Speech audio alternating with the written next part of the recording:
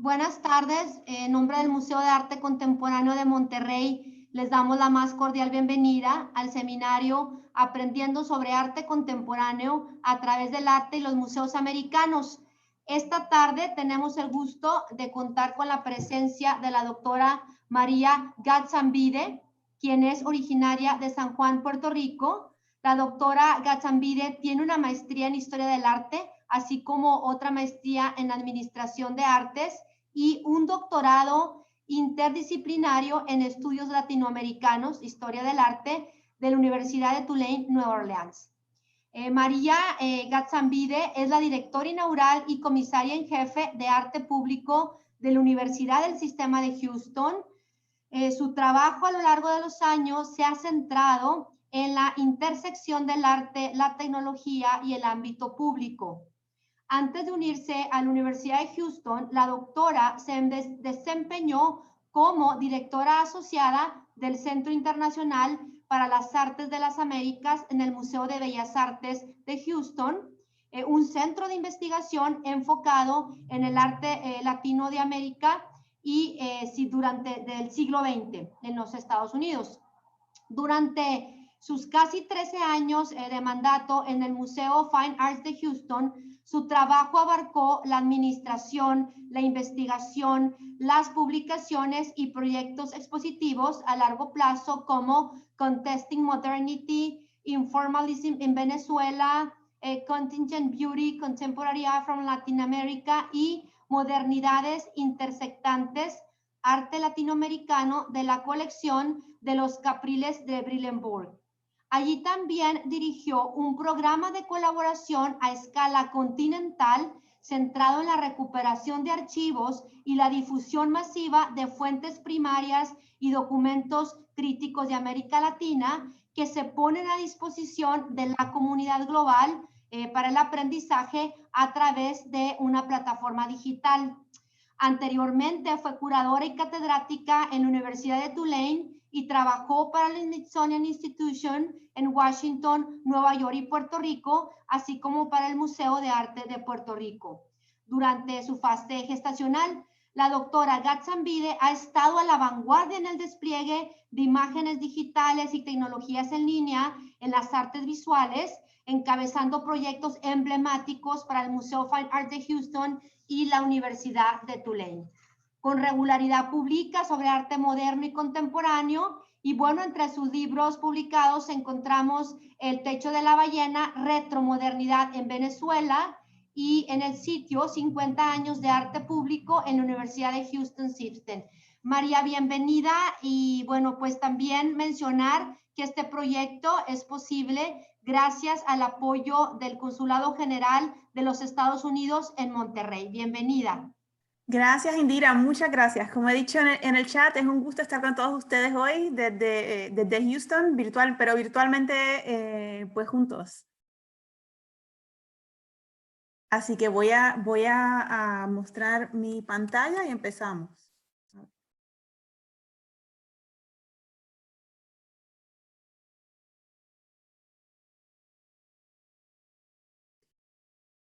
Ok, aquí vamos. ¿Todos la ven? Perfectamente. Muy bien, bueno, pues como mencioné Indira, yo voy a dar 2 conferencias esta semana. La primera tiene que ver con, es un poquito más general y tiene que ver con el arte público o el arte que está expuesto en espacios públicos. Y luego el miércoles les compartiré un ejemplo un ejemplo práctico en el que hemos estado trabajando aquí en la Universidad de Houston. Vamos a ver.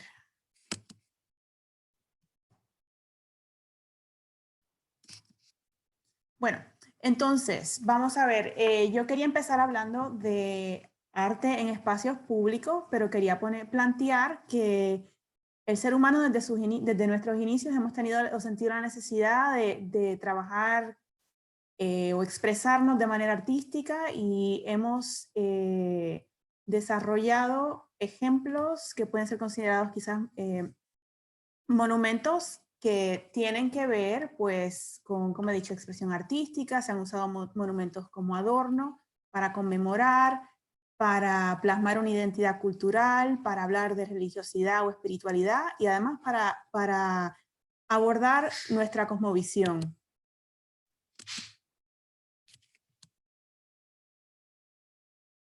Ok, aquí estamos. Y le voy a presentar unos ejemplos rapidito, pues todos ustedes, son todos conocidos por todos ustedes.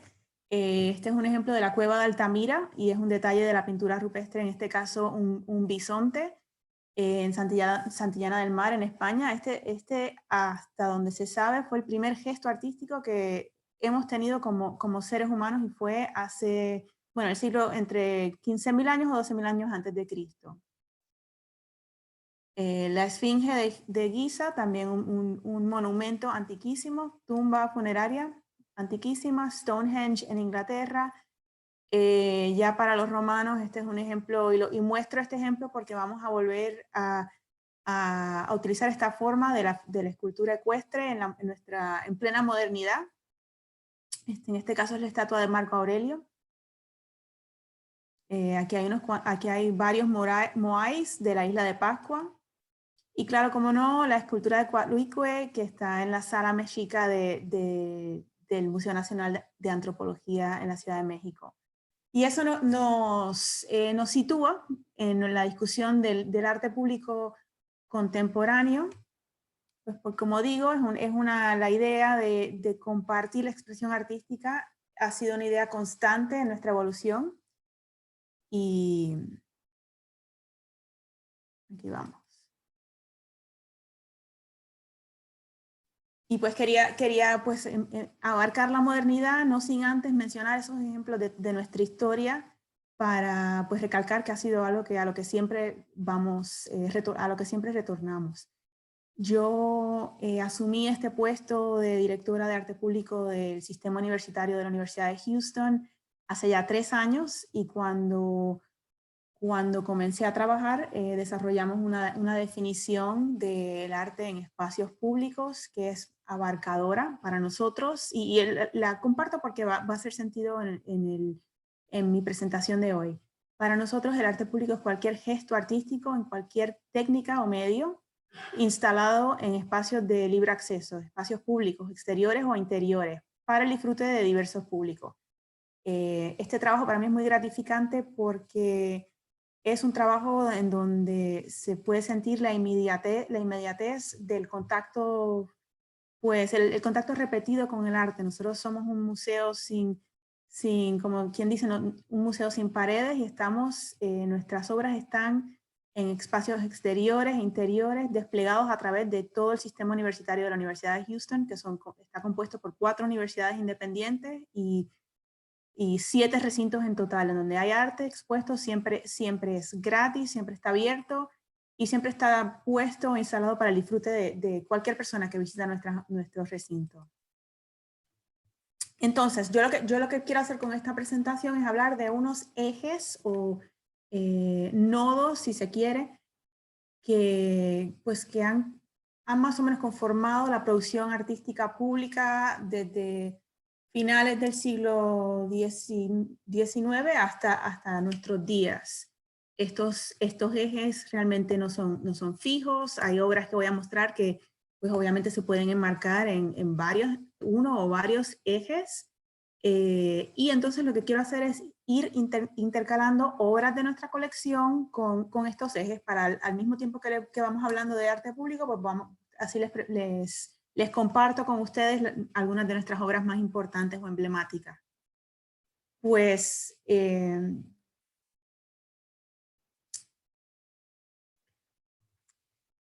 una de las principales formas de arte público hacia finales del siglo XIX fue la escultura conmemorativa. Y aquí comparto específicamente, que es el monumento a Robert E. Lee, el general confederado de los Estados Unidos, que está localizada en Richmond, en el estado de Virginia. Y es una obra que no tiene mayor consecuencia, es muy prototípica de este estilo de obra, pero cobra real interés en este año, porque esta fue una de las obras que se utilizó más adelante para volcarse con respecto al tema de de Black Lives Matter. Así que volveremos a ella, pero bueno, no sin antes decir que en su momento fue una obra prototípica de este tipo de escultura conmemorativa. Pero este tipo de escultura no es ajena a otras tradiciones políticas. Por ejemplo, aquí hay un grupo, este es un ejemplo de un grupo súper interesante de monumentos soviéticos que fuerealizados en las antiguas repúblicas en Yugoslavia y la zona báltica, además, que fueron ejecutados en el más puro estilo soviético. Y ahora están casualmente siendo redescubiertas porque tienen unas formas muy particulares y absolutamente fascinantes. Otro de los nodos del arte público es esta idea del arte al aire libre. Esto es una de las vertientes o corrientes que va informando la práctica de mostrar arte para gran número de personas. Aquí muestro una serie, la primera, de hecho, de una serie de exposiciones que se llevaron a cabo en Londres del 1948 al 70, impulsadas por el escultor Henry Moore, que disfrutaba de ver su obra en la naturaleza y disfrutaba al mismo tiempo de ver su obra, disfrutaba de que muchas personas disfrutaran de su obra en un ambiente natural. Entonces, esta es una de las corrientes que va informando el arte público en nuestro tiempo. Pero hay que recordar que, claro, que empezó mucho antes. Entonces, aquí en esa vena, la de arte público en espacios públicos, al aire libre, aquí les muestro dos obras de nuestra colección. La primera es del artista Richard McDermott Miller, y se llama Sandy en un espacio definido, es del 67 y esta fundición fue del 72. Aquí hay otra muy emblemática para nosotros, es del alemán Gerhard Marx, que estaba relacionada con el Bauhaus. Es un retrato sentado de Albertus Magnus, que aquí en nuestra universidad le llaman el Gran Al, y está puesto en la entrada de la Facultad de Derecho de nuestra universidad.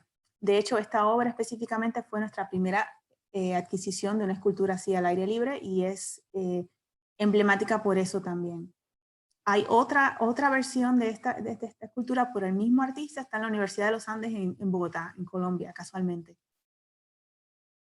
Aquí hay otra escultura de nuestras esculturas más emblemáticas, esta es del español Pablo Serrano y se llama Spiritus Mundi, del 77, y con esta escultura se inauguró el programa de arte público de la Universidad de Houston en Clear Lake. Esta universidad está en las faldas de la NASA y se fundó como un recinto universitario que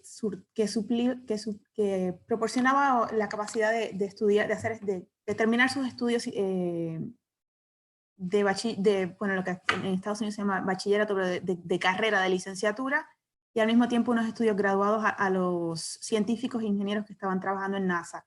Entonces este escultor, Pablo Serrano, se interesó por desarrollar una conversación con el espacio, no tanto, o sea, espacio entendido en el sentido de las formas de su escultura, pero también entendido en el sentido amplio del espacio cósmico, digamos, y como se ven, son como dos semillas que se juntan, pero están en el justo momento de antes, como un rompecabezas, están justo antes de unirse. Y entonces tienen este bronce luminoso en su interior, porque Pablo Serrano pensaba que cuando las personas se abren y comparten lo que verdaderamente sienten, que es cuando expresan su unidad entre unos y otros. Aquí les muestro una ya muy posterior, una escultura al aire libre de la artista norteamericana Mary Miss. Es sin título, pero está compuesta de 100 sillas, es una instalación de 100 sillas y es del 96, y ya vamos viendo cómo va cambiando también el lenguaje escultórico de este tipo de obra.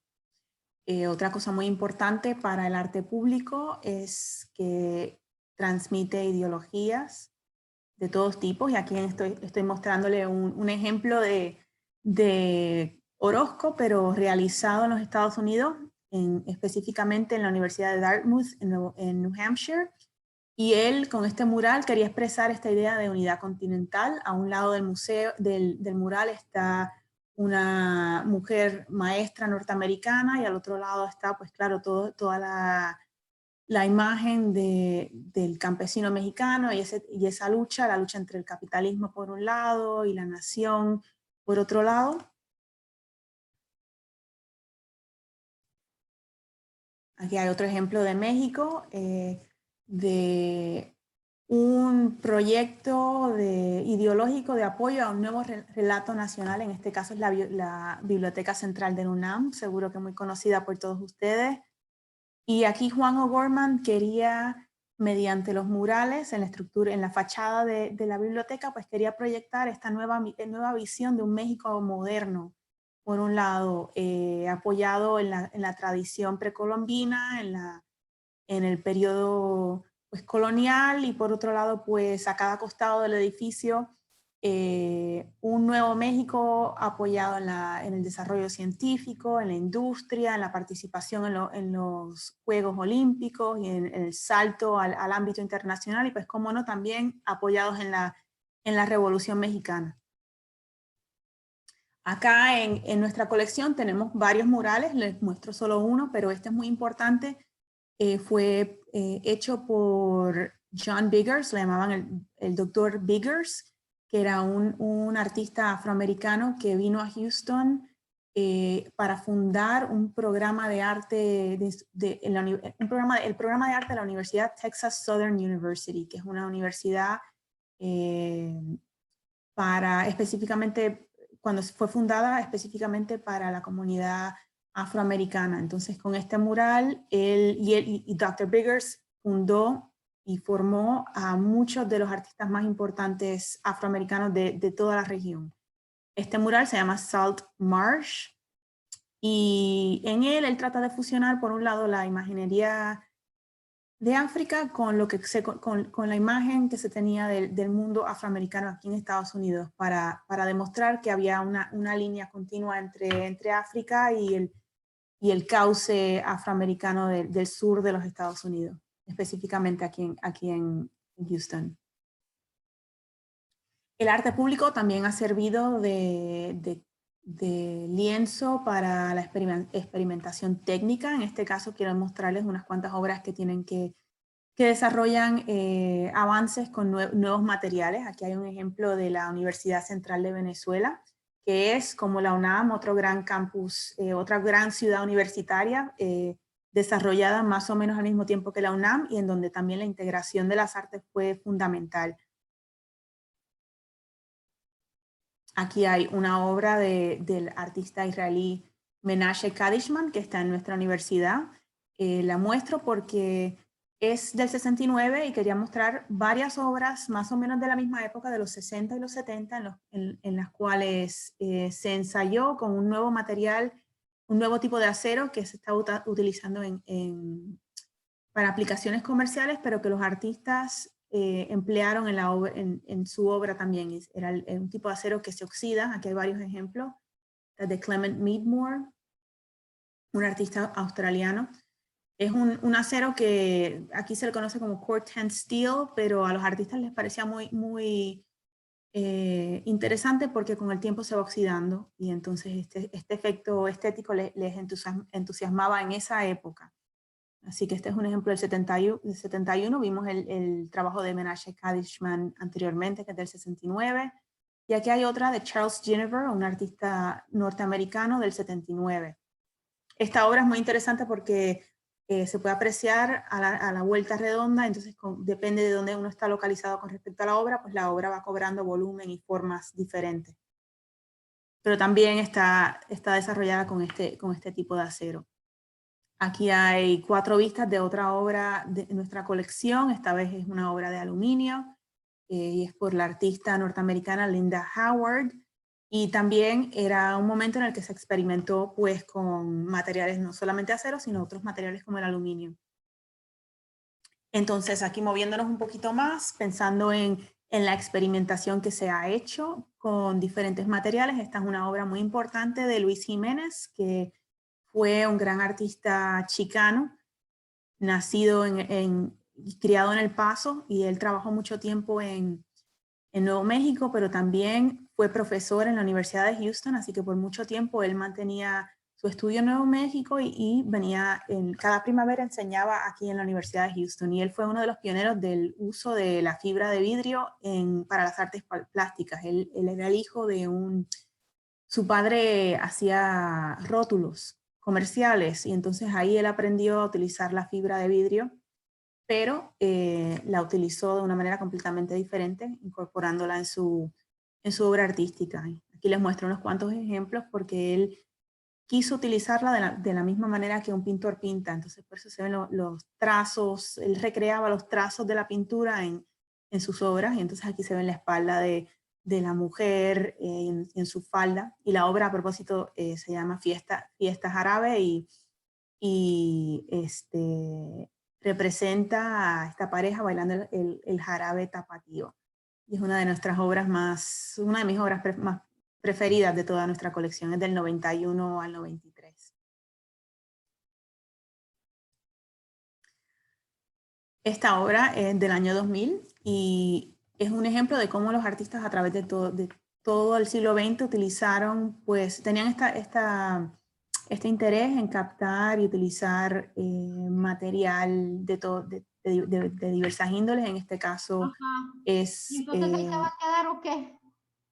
El material que se utilizó son piezas de computadoras y material descartado. Ya para el 2000 estábamos tirando y generando todo tipo de basura tecnológica, y entonces estos dos artistas que trabajan como dúo fueron a nuestros depósitos de reciclaje aquí en la universidad y recogieron todo este material. Entonces crearon esta cabeza de mujer con todas estas piezas, y en la parte de abajo de la cabeza está en un vestíbulo muy amplio, que es de hecho el vestíbulo de la televisión pública de aquí de Houston, que está en nuestra universidad también. Pues se puede caminar por debajo, y entonces cuando uno está mirando hacia arriba y está debajo de la obra mirando hacia arriba, se ve esta especie de imagen de satélite, pero así de baja fidelidad en estos momentos, avanzado para el 2000, pero ahora nos parece un poco anacrónico o arcaico. Cada uno de estos puntitos es, a medida que se va expandiendo la señal televisiva del canal de televisión, de la televisión pública de aquí, pues cada uno de estos puntitos refleja esa expansión. Luego, esta obra del 2005 es de la artista norteamericana radicada en Brooklyn, Alison Schatz, y en este caso, pues ella, los materiales que utilizó eran filamentos y cuentas de vidrio. Son 5.000 de estas cuentas y recrean, se llama Un momento en el tiempo, y recrea una lluvia. Es una obra muy interesante porque está puesta justo colgada de un techo, pero puesta al costado, al lado de una ventana, entonces va cambiando. Es vidrio transparente, pero va cambiando con la luz y con el reflejo del sol. Es muy, muy bonita. Y es un buen ejemplo de cómo nos hemos movido de la monumentalidad, el acero pesado, a otros medios y otros materiales mucho más ligeros, más livianos, pero igual de fuertes de contenido. Aquí hay otra de nuestras obras más importantes. Esta es un Físicromí de Carlos Cruz Diez, el artista venezolano radicado en Francia por mucho tiempo, que falleció el año pasado. Y tiene dos lados. Es una de los pocos ejemplos de su Físicromí, que tiene dos lados, además de tiene una escala mucho más grande de lo que él podía generar en otros lugares. Es una obra que tiene que ver con la percepción y con estos conceptos que él desarrolló en torno a la teoría del color. Aquí hay dos ejemplos más. Estos son también uno del 2010 y otro del 2015. A la izquierda, una especie de mural de Trenton Doyle Hancock, un artista afroamericano muy conocido, pero basado aquí en Houston, y está hecho con planchas de acrílico y tinta. O sea que es un mural, sí, pero un mural hecho mediante otra técnica. Y a la derecha, una obra que cuelga de un espacio, una escalinata con varios pisos de altura, por Jacob Hashimoto. Jacob Hashimoto es de ascendencia japonesa, y se crió entre Colorado y vive también a las afueras de la ciudad de New York en estos momentos. Y esta es una obra que está hecha con papel de arroz y bambú, de nuevo utilizando un poco los materiales típicos de su cultura, pero para unos fines completamente diferentes. Bueno, entonces hay obra de arte público que también tiene que ver con solucionar unos problemas que se afrontan en unos espacios, porque claro, es una obra con la que se convive. Entonces, en este caso, les presento un ejemplo magistral del artista norteamericano Alexander Calder. Él desarrolló, había un problema con la aula magna de la Universidad Central de Venezuela, la ciudad universitaria allá en Caracas, que fue diseñada por el arquitecto Carlos Raúl Villanueva, un modelo ejemplar de la integración de las artes. Pues había un problema acústico con esta sala, y el arquitecto Villanueva trabajó conjuntamente con el artista para desarrollar una solución muy ingeniosa, porque desarrolló básicamente un plafón acústico, pero cada una de estas nubes está recubierta con un material como una tela, y además le puse acolchonada y con tela, y entonces eso ayudó a suavizar el problema tan tremendo que tenían de sonido en ese auditorio. Aquí hay, volviendo a nuestra colección, varios ejemplos prácticos del arte público. En este caso, este es un ejemplo del artista norteamericano Nathan Carter, y este está en la primera planta de un edificio, un dormitorio de hecho, y se quería poder segregar el espacio entre el espacio pues más público que está adelante, y luego una zona como para comer y descansar de los estudiantes. Entonces se llevó a cabo este proyecto con ese propósito, para darle un poco de privacidad a los que estaban detrás de la obra. Aquí hay otro ejemplo magnífico, que de hecho es lo que tengo detrás. Es un proyecto hecho por Bert Samples, que fue un estudiante del Dr. Biggers en la Texas Southern, y es un proyecto de vidrio. Entonces se utilizó, había que solucionar un problema. Detrás del vidrio hay un salón de conferencias pequeño, y delante del vidrio está la biblioteca de la Universidad de Houston en Downtown. Entonces el artista lo solucionó utilizando 5 planchas de vidrio que él grabó con estos diseños, y además usó vidrio dicroico, que es un vidrio que es como tornasol, entonces cambia a medida que uno se mueve. Y por ejemplo, si estás dentro de la sala de conferencias se ve de una manera, si estás fuera se ve de otra manera, si la luz está encendida adentro se ve de otra manera. Es una obra muy dinámica y muy bonita. Y tiene que ver con la figura de Manu, que en la tradición india representa como como si fuera el Adán en la tradición judío-cristiana. Aquí hay otro ejemplo, esta vez de la Universidad de Houston, y había una obra, una necesidad de trabajar con un desagüe, básicamente. Entonces se invitó a un artista que al principio se le invitó para que hiciera una obra con agua, una fuente o algo así, pero él desarrolló esta obra en un momento de gran sequía aquí en Texas, y él pensó que era irresponsable trabajar en hacer una fuente cuando había esta escasez de agua en aquel momento específicamente, al mismo tiempo que había un problema pues práctico con respecto a la necesidad de incluir un desagüe en este edificio. Entonces él combinó ese interés porque se hiciera una obra con agua y el desagüe.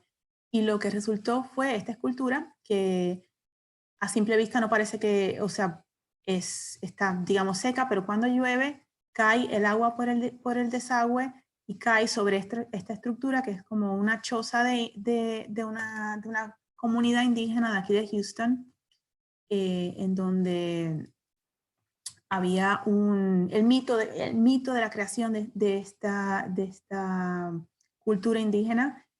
Era que estaba la madre luna y el padre sol, que tuvieron un hijo, y el hijo descendió a la tierra y la madre le lloraba, y entonces eso es lo que se recrea cuando llueve. La madre, las lágrimas de la madre pues abrazan al hijo que está en la tierra, y el hijo está en la tierra presuntamente viviendo en una choza indígena, a la manera que se construían esas edificaciones aquí en esta región de Estados Unidos.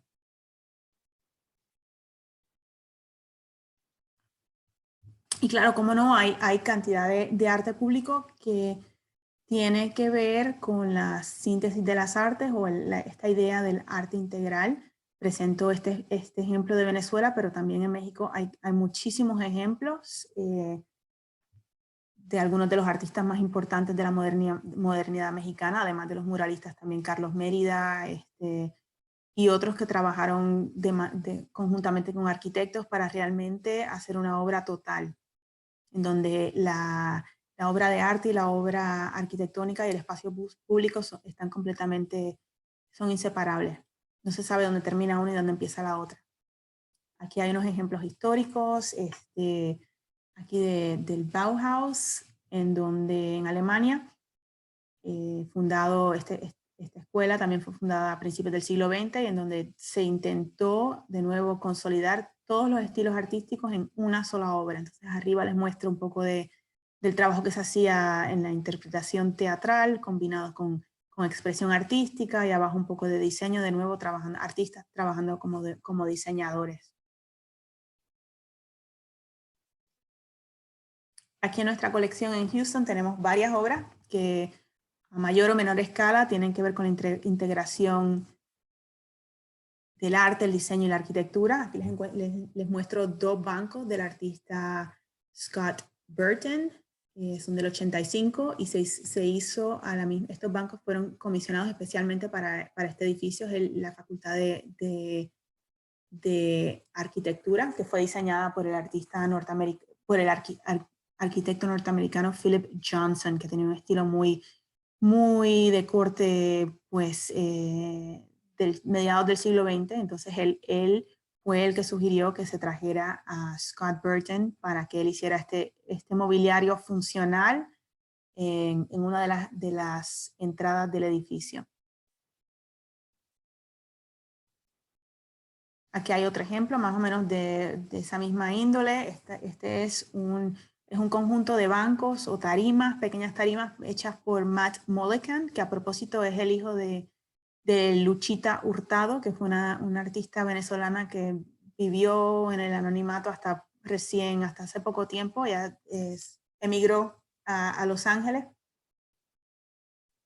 y ahora se está redescubriendo aquí en Estados Unidos, pero da la casualidad que fue la madre, porque falleció creo que el año pasado, de Matt Mullican.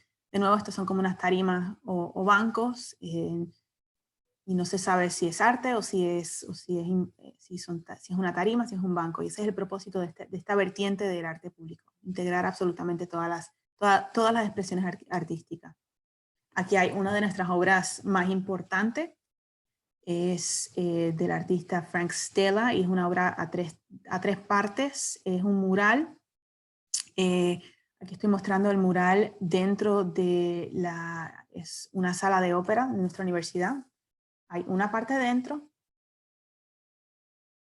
y dos partes fuera en el vestíbulo del edificio. De aquí un momentito les muestro la tercera parte. Luego, esta obra para mí es una obra de integración de las artes, pero absolutamente sutil. De día, del artista Jim Sanborn, y se llama A, o una coma A. Si se ve desde arriba, tiene la forma de una coma, pero por las tardes y las noches se ilumina la pieza, y entonces realmente se integra con la fachada del edificio y las aceras que tiene alrededor. Cobra completamente otra luz, y se torna muchísimo más dramática, y desde mi punto de vista se completa con la acción de iluminación y reflejo por las noches. Es interesante porque nuestra universidad es una de las la ciudad de Houston es una de las más diversas de todo Estados Unidos, y nuestra universidad es por ende también absolutamente diversa. Hay gente de cientos de nacionalidades aquí. Y entonces el artista pues se inspiró un poco en la diversidad de nuestra comunidad universitaria, y utiliza, estas son todas frases creo que son como 17, de obras literarias de 17, escritas en 17 lenguas diferentes. Y aquí hay otra obra de Jim Iserman, un artista que vive en Palm Springs, en California, pero es una obra que está absolutamente integrada a la arquitectura y de hecho está en uno de los lados de nuestro estadio de fútbol americano. Mucha gente ni se da cuenta que es una obra, pasa completamente desapercibida. Y de hecho, las formas que emplea son la U de la universidad y H de Houston, Universidad de Houston, pero entrelazadas en este diseño abstracto. Bueno, entonces la historia, el arte público también ha servido a través del tiempo para humanizar espacios espacios arquitectónicos y espacios urbanos. En este caso les muestro una obra de Alexander Calder en MIT, es una obra del 65 y justamente estuvo, la colocaron en medio de las partes de la universidad en donde se imparten, creo que es la Facultad de Ciencia o la Facultad de Ingeniería, una de esas, y entonces querían traer arte a esa universidad justamente para ablandar un poco la búsqueda científica con algo un poco más humanista. Y la obra de Alexander Calder fue de las primeras que se instaló y sirvió justamente para esa humanización de ese campus universitario.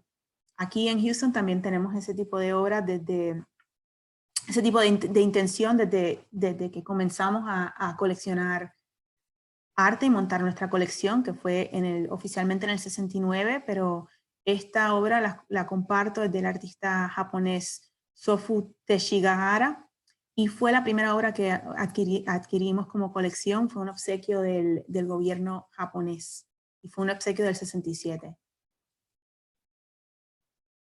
Aquí hay un ejemplo de una obra en la Universidad de Houston en Downtown, y es un ciclo de 4 murales hechos por Floyd Newsom, y él ha sido un profesor afroamericano que ha ejercido como docente en esa misma universidad ya hace 40 años, y tiene que ver con la idea de que la educación es uno de los medios por los cuales se puede ascender en la sociedad y progresar. Entonces son 4 murales, uno en cada uno de los 4 pisos de este edificio, y se repite pues aquí hay una escalera, hay lápices, todo tipo de símbolos que tienen que ver con la educación. Usa la palabra juez y otras palabras en español en otros de los murales, porque justamente de todos nuestros recintos y universidades, la Universidad de Houston en Downtown es donde hay una mayor cantidad de estudiantes latinos. Entonces él quería y de hecho ha tenido muchos estudiantes latinos a través de sus años allá, entonces él quería transmitir pues esa solidaridad con sus estudiantes. Aquí hay un ejemplo de una obra hecha por el artista inglés Lawrence Argent. Y nosotros también tenemos cantidad de obras, no solamente esculturas, pero cantidad de obras en espacios públicos, obras tradicionales. Aquí les muestro dos ejemplos. Luego, otra de las cosas que me parece fascinante del arte público es que también sirve para divertir y brindar un poco de humor en nuestro día a día. Aquí hay varios ejemplos, todos de nuestra colección. Aquí hay una escultura del 82 más o menos 82-83 del artista Jim Love, y él también utilizó pues, materiales que en su caso, materiales apropiados de otras industrias. En este caso, pues usó tubería, la cual él soldó y creó estas dos formas de árboles. Y entonces el pequeño pajarito, pues lo hizo de forma libre, pero es gracioso, y es un pequeño espacio en nuestra colección en donde la gente va pues a descansar y descansar entre clases. Esta obra es muy interesante, se llama La Estatua de las 4 Mentiras, y es de un dúo que se conoce como The Art Guys. Ellos ambos eran 2 artistas, ambos se conocieron aquí en la Facultad de Arte en la Universidad de Houston, pero han tenido muchísimo éxito nacionalmente e internacionalmente también.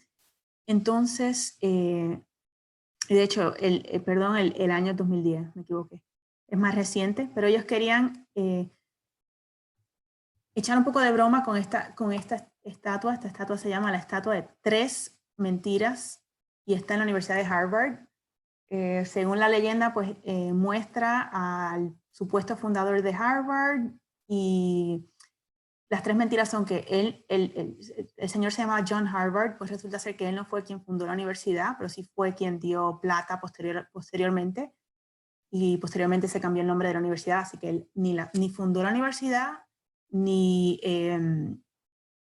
otra de las mentiras es que este no es él, porque no se desconoce su rostro, entonces usó otro modelo, o sea, ni él fundó Harvard, ni lo representa a él, y ahora no me acuerdo cuál es la tercera mentira, pero los artistas en Houston dijeron, bueno, pues si Harvard tiene su estatua con tres mentiras, ¿por qué nosotros no hacemos otra con 4 mentiras? Y entre las cosas que hicieron fue pues cometer la blasfemia de representarse, no a un personaje famoso como en el caso del señor Harvard, sino representarse a ellos mismos. Crearon también, una de las mentiras de nuestra obra es que hay muchas más de 4 mentiras, entonces crearon un códex para descifrar esas mentiras y además un maletín con todo tipo de herramientas que en principio los investigadores tienen que utilizar para encontrar las mentiras. Es una obra absolutamente conceptual y enmarcada en ese momento del 2010, en donde el conceptualismo estaba en todo su apogeo. Y otra de las vertientes del arte público es esto ya en los últimos tiempos, este interés por la colectividad y la interactividad.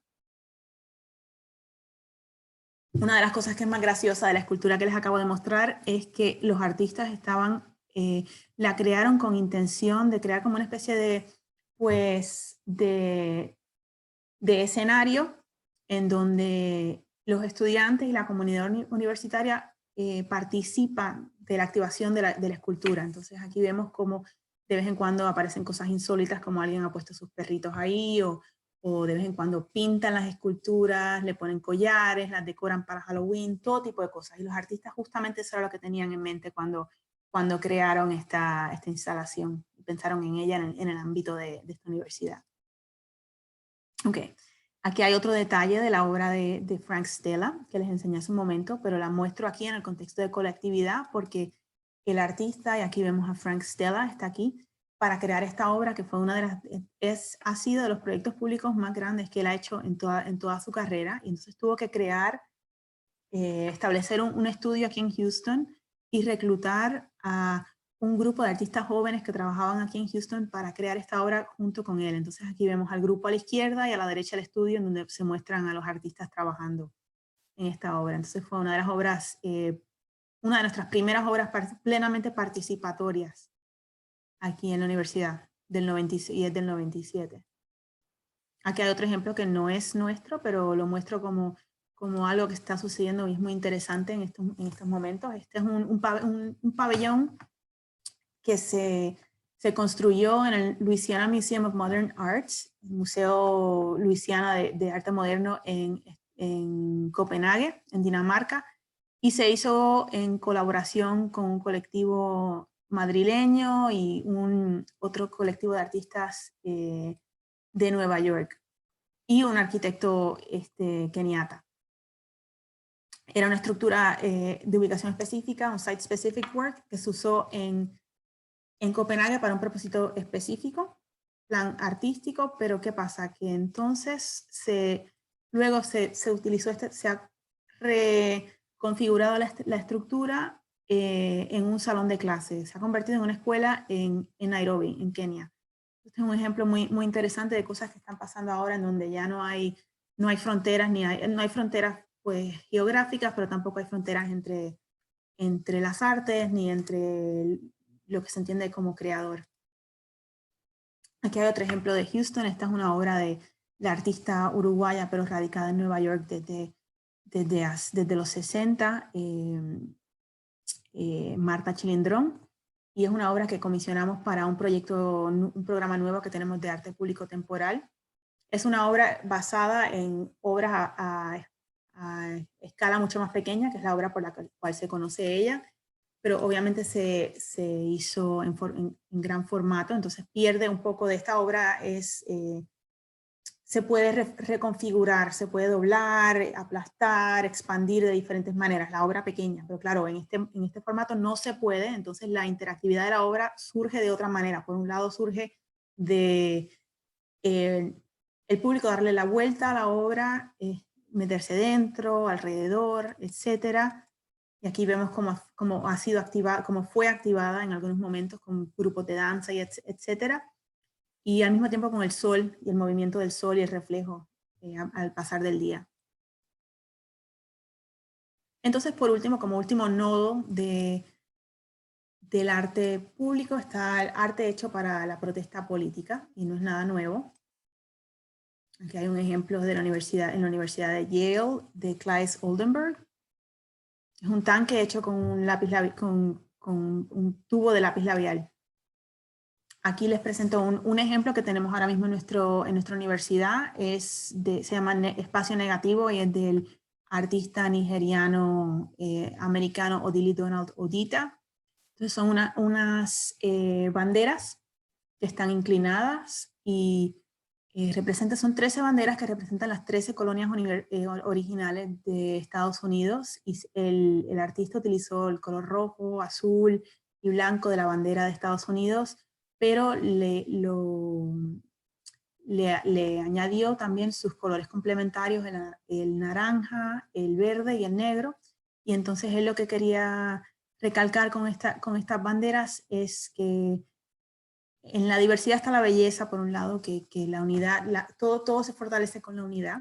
Y es una obra que está del 2019, pero está inspirada en un momento histórico puntual, que fue el año anterior, el 2018, cuando estaban todas las separaciones familiares en la frontera entre México y Estados Unidos y la retención de los niños, etc.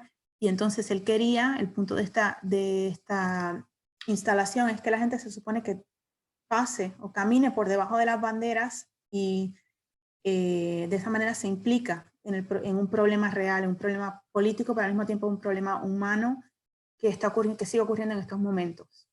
Entonces, si uno camina por debajo o anda por debajo de las banderas, pues ya no es un problema ajeno, sino que es un problema pues que nos implica. Él también había emigrado con sus padres de niño de Nigeria a Estados Unidos, y entonces también él es una reflexión comparativa de cuando él emigró y las oportunidades que se le daban a los inmigrantes en aquel momento y las escasas oportunidades de progreso que tienen algunos de los inmigrantes hoy en día. Una obra muy, muy fuerte, además de que es muy, muy, muy atractiva estéticamente. Aquí hay otro ejemplo político. Este es un monumento a los nuevos inmigrantes relacionado a las banderas de Odili. Es de la artista cubana Tania Bruguera, y se llama el Monumento a los Nuevos Inmigrantes. Un monumento pues está en Filadelfia, un monumento de yeso, un niño con su pequeño peluche, y vemos, pero que es un monumento que se va desmoronando con el tiempo. Entonces también tiene que ver un poco con la desilusión y la falta de ver cómo los sueños se van cayendo. Aquí hay otro de esta índole, es de Manuel Acevedo, que es un artista nacido en Estados Unidos, pero de padres puertorriqueños, y se llama Cam Up. El cam viene de camuflaje, y también ha cogido uno de estos monumentos políticos, en este caso en Newark, Nueva Jersey, y pues lo utiliza como fondo o soporte de una obra completamente diferente, una obra nueva. También un poco pues en protesta o a manera de diálogo con la crisis política que se vive en estos momentos en Estados Unidos y en otros países también. Este es otro ejemplo, en este caso de Kehinde Wiley, El rumor de la guerra, del 2019, y es una obra que está inspirada en esta tradición de las esculturas ecuestres, pero el sujeto ya no es un gran político, un prócer, sino que es un ciudadano, en este caso afroamericano cualquiera. Y el artista pues lo entrona, le da una importancia histórica que no ha tenido hasta este momento. La obra debutó en Times Square y ahora en estos momentos ahora forma parte de la colección permanente del el Museo de Bellas Artes de Virginia, en Richmond, Virginia, que es la misma ciudad en donde está la escultura ecuestre que les mostré al principio del general Robert E. Lee. Y finalmente, pues, terminando con justamente esa escultura, y vemos cómo a raíz de pues, la muerte de George Floyd, que lo vemos aquí a la derecha, pues en Estados Unidos se ha abierto una brecha y se cuestiona realmente pues qué lugar ocupan los afroamericanos en la sociedad aquí en Estados Unidos. Esta obra pues es una proyección de un artista llamado Dustin Klein, fue efímera, ocurrió el 18 de junio del 2020, justamente unos días después de la muerte de George Floyd. Y pues nos plantea también otras preguntas porque es, por un lado, un mensaje absolutamente contundente, pero por otro lado también nos hace cuestionarnos sobre qué derecho hay de desacrar, llamándole de cierta manera, a estos monumentos que son históricos para algunos, pero que son nefastos para otros. Entonces es también muy interesante lo que está pasando. Y creo que esta es mi última, sí, esta es mi última imagen. Así que ya, encantada, les abrimos para preguntas. Perfecto. Aquí ya tenemos una. Entonces, si quieres, empezamos con esta. Okay. Comentan que han escuchado que no se le considera a la gastronomía como arte. Y a veces hasta la arquitectura tampoco se le considera como tal. Porque sirve o porque ya se cumple una función, entre comillas. ¿Qué exenta a la escultura de esta suerte de juicio? De que la escultura sí se le considere arte a diferencia de otras manifestaciones. Bueno, es que la escultura o sea, ahora sobre todo en estos momentos en donde ya casi no hay fronteras entre los medios y las diferentes técnicas del arte, la escultura sigue siendo completamente fundamental. O sea, la escultura, una cosa es la escultura monumental, pero otra hay una gran tradición de escultura artística y creativa que tiene tanto mérito como la pintura, el grabado, los dibujos. Es una de las grandes tradiciones artísticas que existen. Yo creo que es incuestionable. ¿Qué hacen para mantener las obras libres de vandalismo? ¿Hacen conciencia entre los alumnos de alguna forma? Imagino que rara vez sucede por estar dentro del campus, pero en caso de que sí sucediese, sería interesante saber. Pues realmente no tenemos, gracias a Dios, no tenemos muchos problemas con vandalismo. Yo creo que los estudiantes, no sé, es algo como un código no escrito. Los estudiantes aquí en la Universidad de Houston y en otras universidades, pero aquí dentro de Estados Unidos, una de las universidades que tiene una colección, pues de las colecciones más importantes y más antiguas y más importantes del país. Entonces yo creo que hay una conciencia de que son obras de arte y se respetan. Es realmente una experiencia única que tienen nuestros estudiantes de poder ir día a día a clase con todas estas obras y de que el arte sea realmente parte de su vida diaria. Y yo creo que reaccionan cuidando las esculturas y no vandalizándolas. Por aquí preguntan, ¿cómo el arte en el espacio público puede convertirse en procesos más democráticos? Es decir, que no parezca una imposición política que de pronto aparece, por ejemplo, una escultura en un espacio. Bueno, nosotros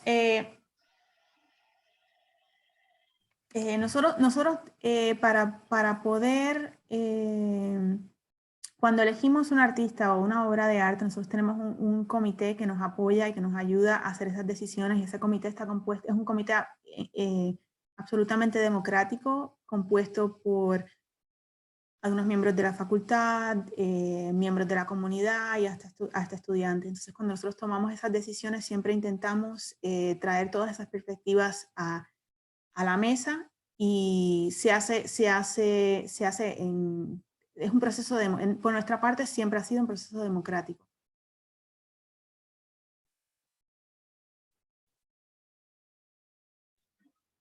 O sea, es un modelo. Yo no digo que esa sea la solución, pero es un modelo que a nosotros nos ha funcionado muy bien.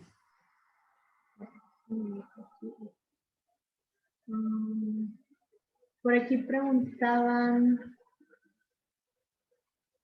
¿cómo han enfrentado la censura de ideas impopulares? La censura perdón, repite. Dice que no se les permita explícita o implícitamente exhibir o producir una obra. Bueno,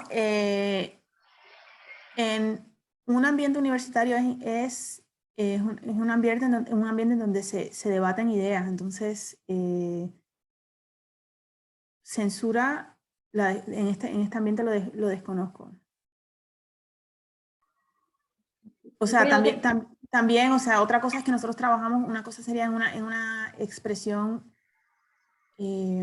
efímera, pero nuestras obras llevan años de trabajo y años de diálogo, entonces hasta el momento no ha habido, no ha habido censura. Lo que sí que comento como una, a ver si puedo volver, como un episodio un poco gracioso, cuando estábamos trabajando en la comisión de la escultura de Carlos Cruz Diez. Él quería utilizar un rojo específico, y entonces esto es una cosa muy de Estados Unidos, que la universidad tiene sus colores, y uno de los colores es un rojo específico.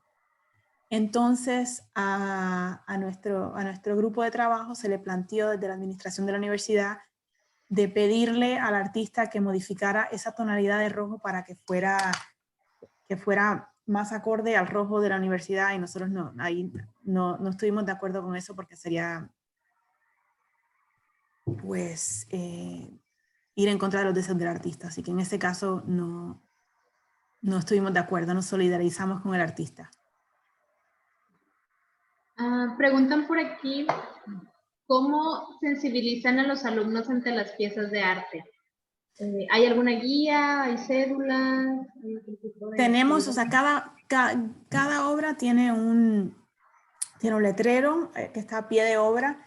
Nosotros tenemos un website también en donde se brinda más información de las obras. Nosotros tenemos un archivo muy extenso también. Estamos trabajando poco a poco, porque esto es un trabajo para nunca acabar, pero trabajando también en digitalizar ese archivo y brindar esa información también al público. Hacemos recorridos guiados, trabajamos con alumnos en diferentes proyectos, los involucramos en la medida que es posible. De hecho, tenemos varios proyectos en donde hay recorridos guiados, en donde los guías son alumnos y nosotros les entrenamos, y ellos lideran el recorrido a otros alumnos también. Y le damos en todo momento, también buscamos la manera de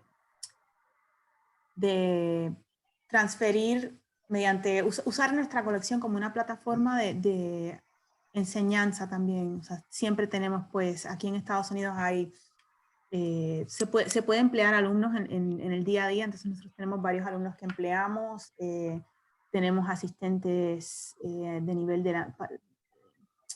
como estudiantes que hacen pasantías, o por ejemplo asistentes de maestría que trabajan con nosotros. Intentamos, en la medida en que nos es posible, pues apoyarles también mediante la colección y dándoles, pues, experiencia que ellos luego puedan utilizar en su día a día, en su vida profesional más adelante. Yo creo, ya para cerrar, la última pregunta: ¿cuáles son los planes para llevar el arte público al público en general? Por ejemplo, a las comunidades vecinas a la universidad. ¿Cómo se podría involucrar a las comunidades vecinas? Pues les cuento, porque esa es una gran pregunta, que es un gran tema en el que hemos estado trabajando. Esta universidad está un poco separada del centro de Houston, pero colinda con un vecindario histórico afroamericano por un lado, y por otro lado una comunidad un poco más reciente de inmigrantes latinos. Entonces, con respecto a la comunidad afroamericana, que de hecho es la comunidad donde se crió George Floyd, y su preparatoria está justamente a una cuadra de nuestra universidad. Es una gran pregunta, porque por muchos años estas comunidades, nosotros estamos tomando pasos pequeños, pero uno de los pasos que hicimos fue hicimos un estudio, una serie de entrevistas a miembros de la comunidad. Entonces aquí en Estados Unidos los miembros de la comunidad afroamericana pues trabajan con sus iglesias, con las escuelas, con centros comunitarios. Hicimos una serie de entrevistas con representantes de todas estas instituciones que hay dentro de la comunidad, al mismo tiempo que entrevistamos pues a personas normales y corrientes de la calle. Y uno de los grandes hallazgos que descubrimos fue que por mucho tiempo el mensaje que salía de la universidad hacia esa comunidad específicamente era un mensaje negativo, porque era cuando, por ejemplo, se perpetraba un acto de vandalismo, un crimen, etcétera, era la universidad siempre buscando al culpable de ese crimen.